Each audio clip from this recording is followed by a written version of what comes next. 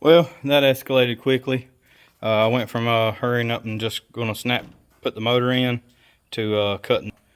About got it all the way out, and then I can square up more of it.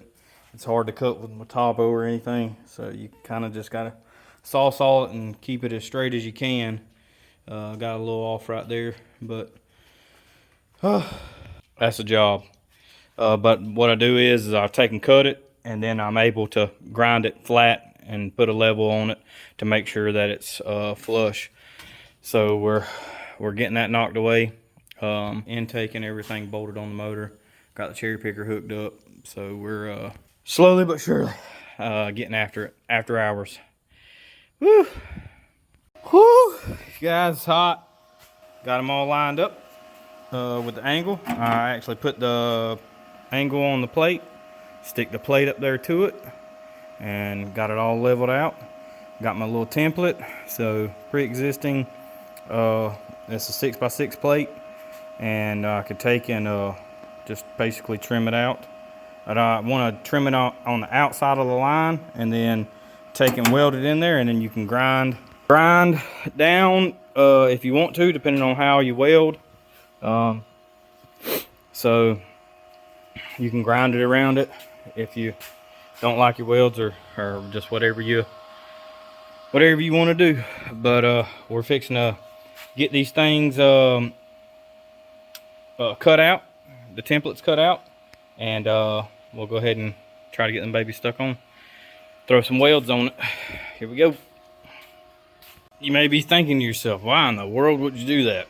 Well, I got that one welded, and the reason being is this is what I seen.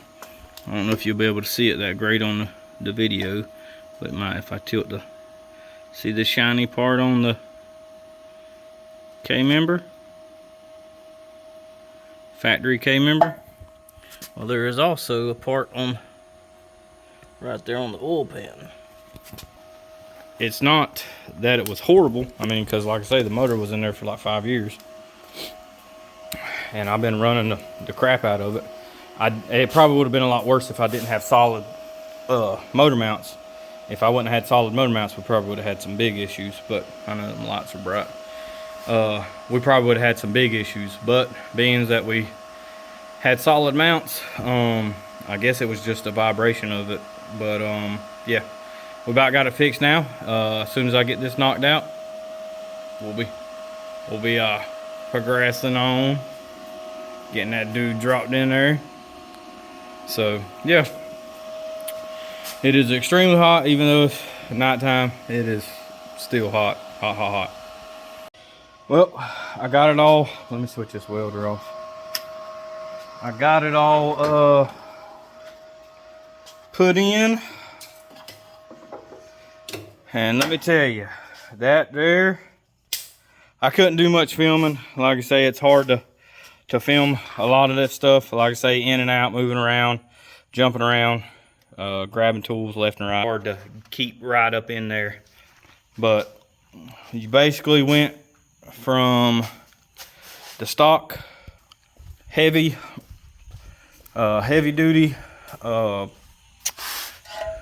bullhorn, whatever you want to call it, humongous piece of, I'm gonna have to weigh that and just see what it weighs. I'm sure it don't weigh a lot, but every little bit counts. And I put a piece of thin wall chromoly.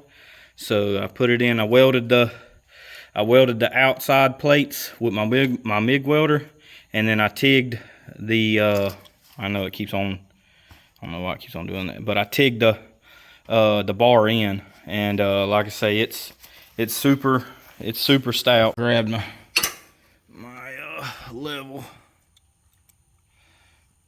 I don't think you can get much better than that. I don't believe. Maybe not. I don't know.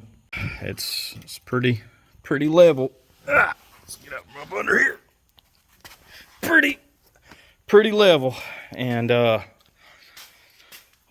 that's one step down, so we can or one step down. Well, yeah, I guess. that's one step closer, I guess, to getting to doing what I need to get done.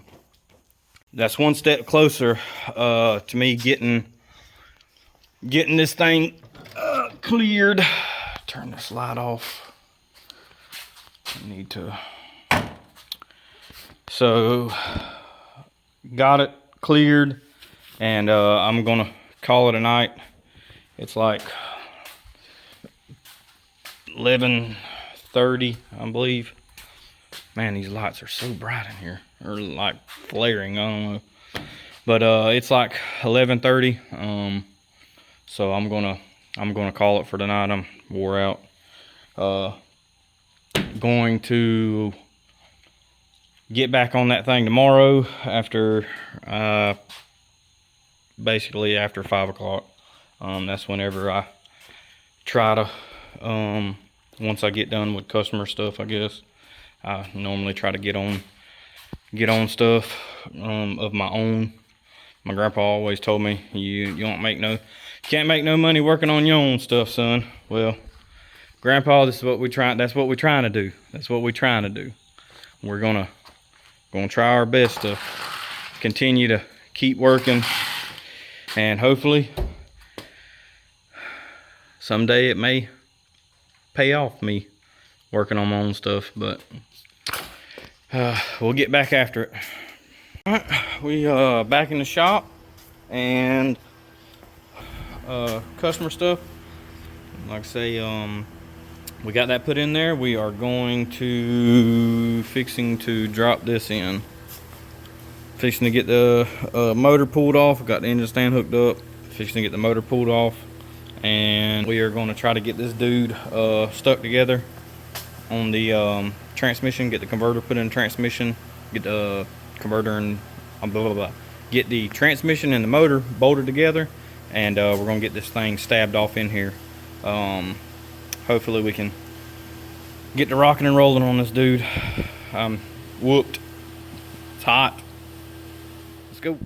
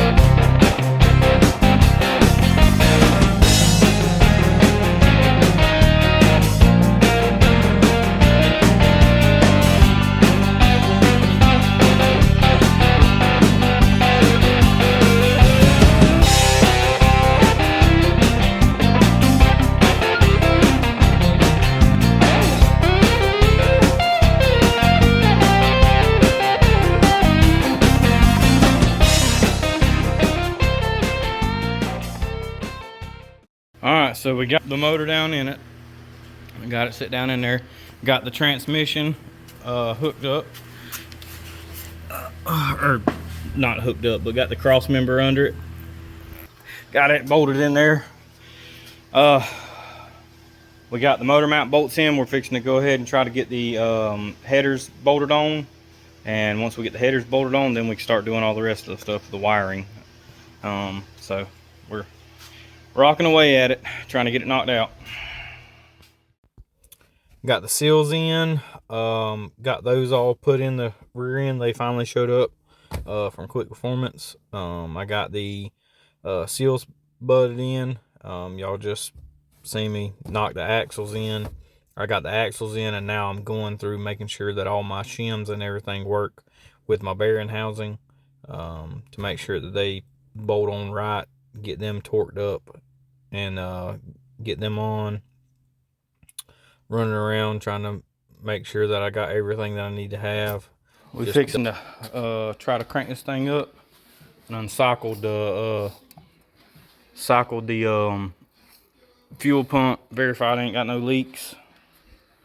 So here we go.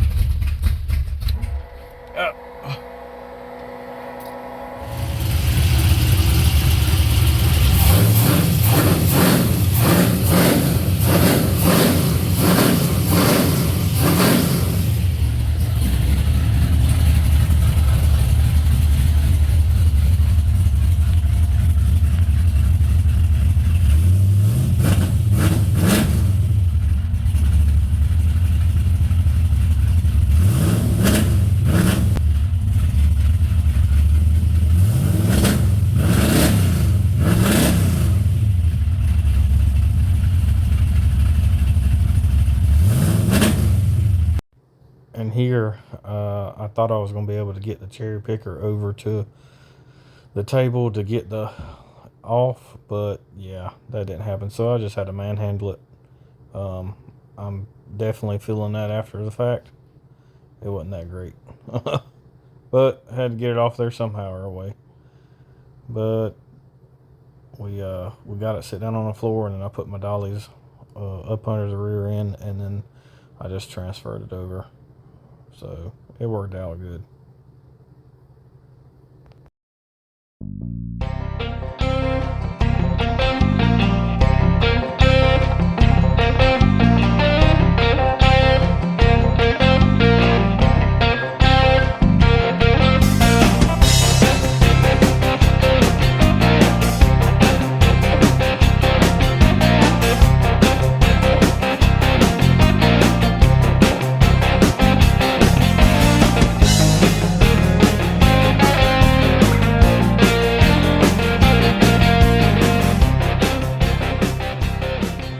Alright, I got the rear end and everything up in there.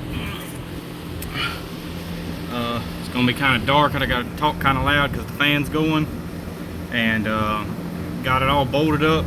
I had to put these brackets here for the shocks because you can't mount them directly to the housing with this style shock, which is the Vikings. And it's got the double adjustable nuts and everything. But we got it bolted up in there. And it's kind of dark, can't hardly see, but it's slowly but surely getting knocked out. So it's almost there. So we just got to bolt everything down. I did put my lowering springs in the rear for like the no prep stuff, because the next race that I'm going to be going to is a no prep style event. So as soon as we're going to get the rotors through on the rotors put on it, and once we get the rotors put on it, man, that sun's bright out there. Get the rotors put on it and get the brakes, the brake calipers on it, and then we can take and get the brakes bled. We're going to get them bled. I'm going to get my wife to come out here and help me bleed those. She loves doing that. But we're going to get that done and get the dry shaft put in it, and then we'll crank it up once we get the get that done, get the car dropped down, crank it up, check all the fluids, and like I say, then first test drive with the new motor. So hopefully it goes good. Seems to be rocking and rolling, so it's got good oil pressure and everything else. Let's just make sure that it keeps it. So here we go.